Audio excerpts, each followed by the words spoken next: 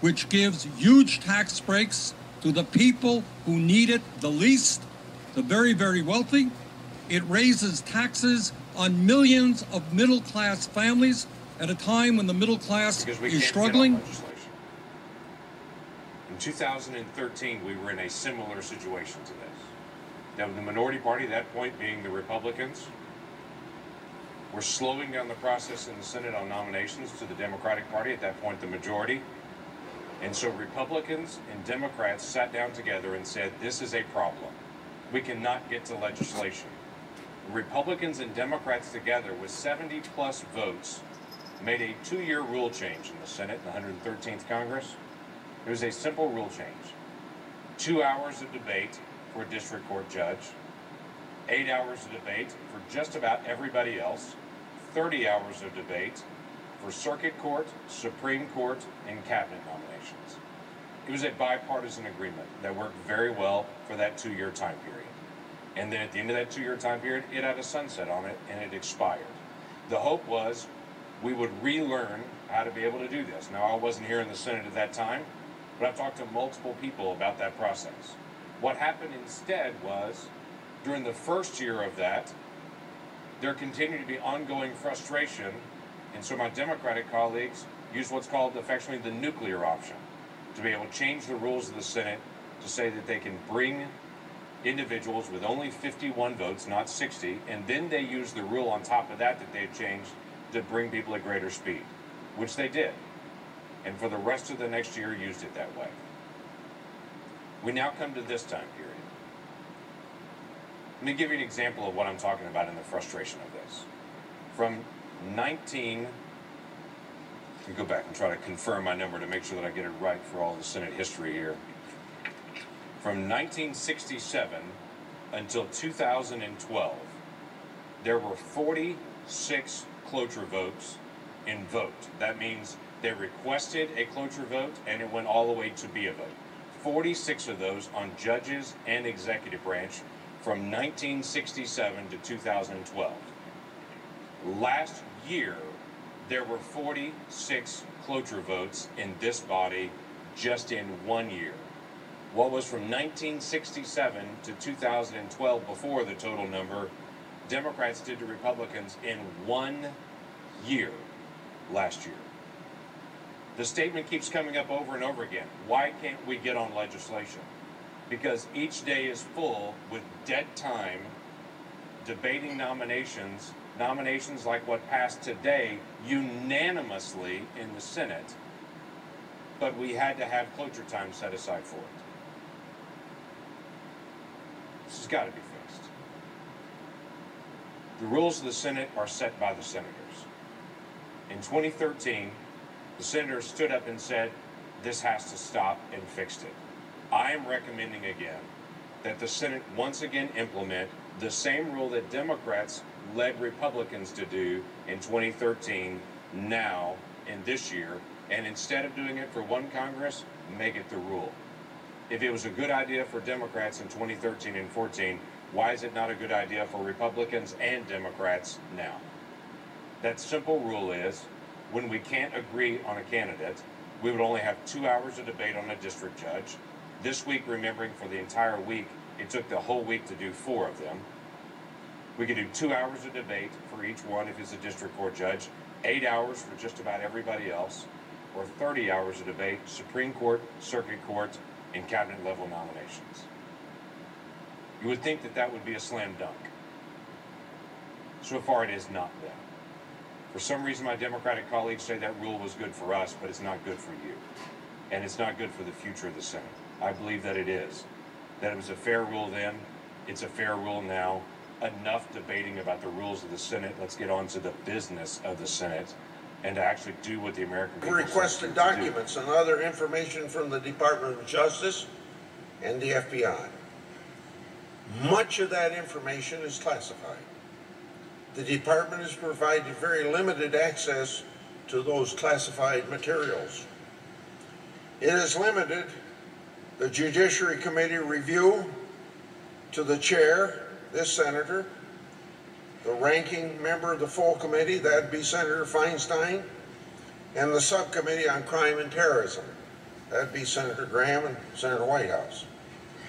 The government has also tried to severely limit the number of appropriately cleared staff who can review documents and even take notes.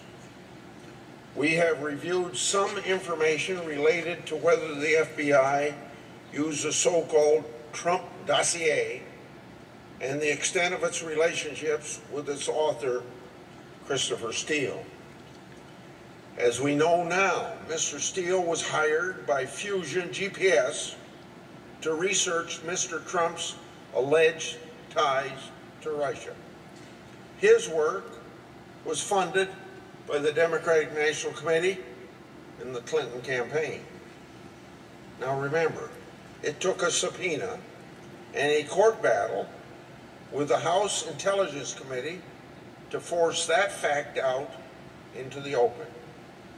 Lawyers for the Democratic National Committee and the Clinton campaign officials denied it to the press for months. In other words, they lied. The founder of Fusion GPS denied that his firm was, quote unquote, democratically linked.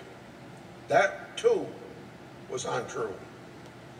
When the news finally broke, New York Times reporters actually complained that people who knew better had flat out lied to them about who funded Mr. Steele's dossier. But back before the 2016 election, it is unclear who knew that Steele was gathering dirt on Trump for the Democratic National Committee and for the Clinton campaign. Many of his sources for claims about the Trump campaign are Russian government officials. So Steele, who was working for Fusion GPS, who in turn was working for the Democratic National Committee and the Clinton campaign, was also working with because he's the nominee for the party, and he's entitled to briefings from the CIA, for example. I said publicly, give him fake briefings. Pretend you're briefing him. Don't tell him anything. But as a Republican nominee, isn't he entitled to get those briefings? Give him fake briefings. What does that even mean? It means they'll tell him stuff. He won't know the difference. You're basically telling the intelligence community to lie to him. No, I'm not going to lie to you, but I still have to tell you everything. It's schizophrenic insanity. On the one hand, you have genuine FBI information coming out about clearly covering up for Hillary Clinton in ways that are astonishing, which probably won't make page one of the New York Times. On the other hand, you have a non-story about a non-event.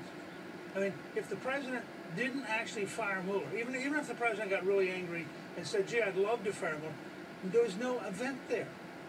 Now, the idea that the president somehow is culpable of not liking Mueller and that is somehow going to be, an obstruction of justice, it tells you how desperate the left is getting.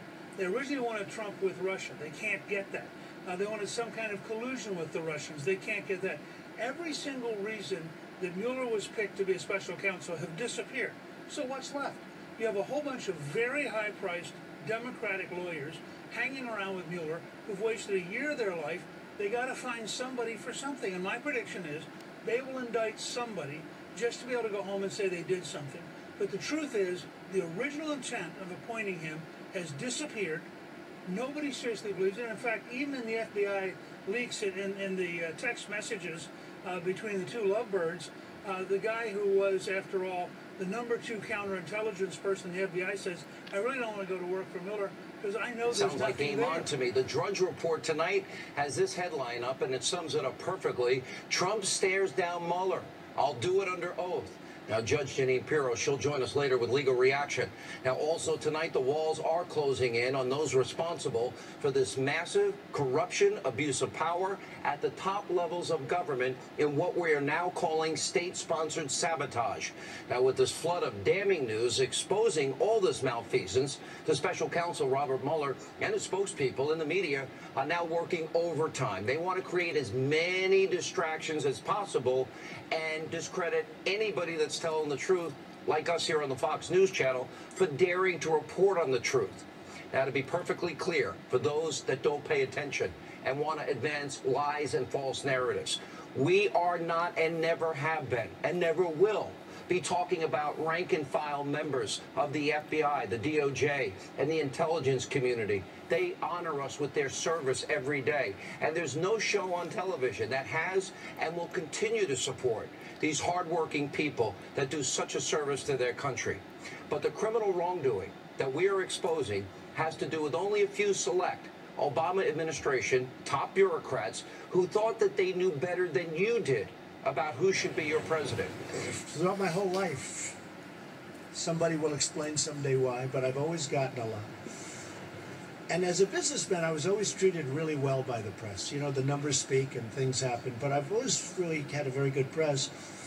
And it wasn't until I became a politician that I realized how nasty, how mean, how vicious, and how fake the press can be. As I came in here, I heard those words, cradle of leadership.